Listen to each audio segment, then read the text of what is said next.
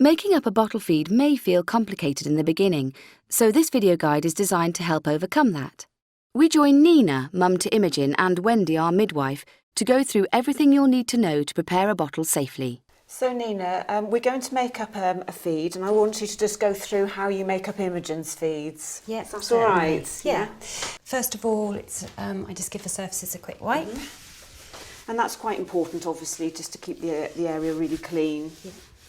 And of course, you've already washed your hands, so you don't need to do that.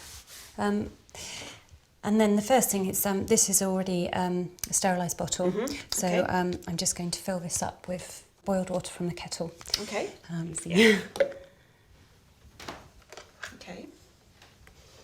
And how much is Imogen having now? She has 7 ounces. Okay. So I'm just going to fill up with 7 ounces of water. Okay, and it's important that you've got the bottle on a flat surface because that makes the water level accurate. And if you want to use metric measurements, then 1 fluid ounce is 30 mils. So. And also, mistake I made to begin with, it's important to put the water in first. Yes, otherwise you don't get the right measure. That's a really important point to make, actually. Yes. So then in the pack here, there's a really handy little scoop that comes with it. And this little leveller, so it's great. So you can just fill it up. Very easy then. Scrape it off to get level. And then it's done 7 ounces, so it's going to be 7 scoops. And likewise, again, if you're using metric, it's 1 scoop to every 30 mils. 3, 4, 5, 6, 7. Sorry. That's great. No, I didn't want you to. Yeah. And it's important that you put the right number of scoops in to make the consistency of the milk correct. That's a very important point to make too. Okay.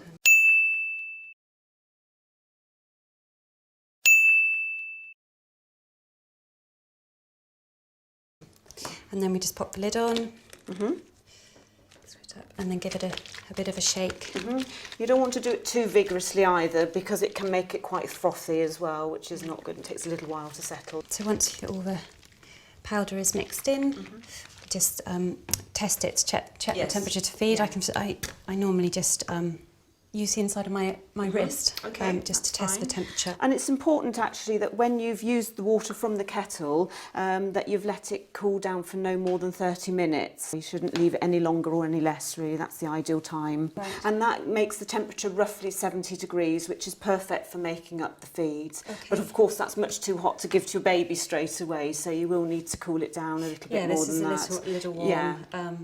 So I usually just stick it in some cold water or run it under the tap. Yes. Or if she's not desperate, just leave it for a little bit. Yes, okay. Using the inside of your wrist is actually quite a good part of your body to use. It's actually a very sensitive area, and when you actually pour your baby's feed onto it, you can tell it's at the right temperature because you don't actually notice it when it actually drips onto the skin. And that's important because ideally what you want to achieve is body temperature for your baby's feed.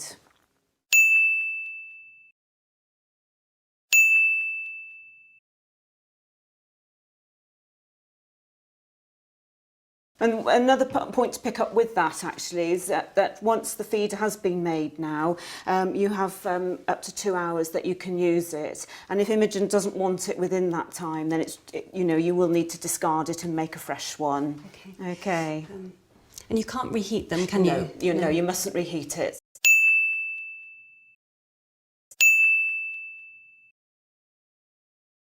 Do you ever use the cartons of ready-to-feed milks at all?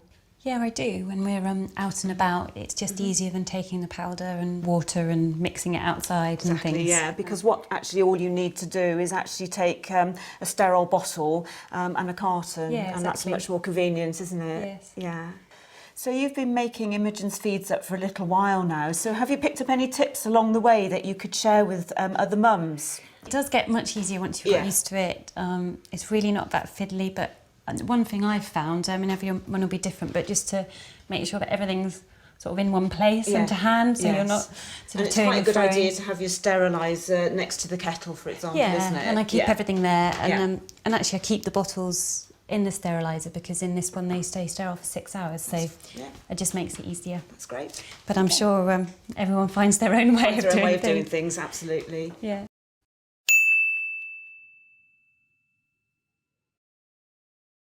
For more information about preparing a feed, you can visit the Aptamil website and see a useful step-by-step guide.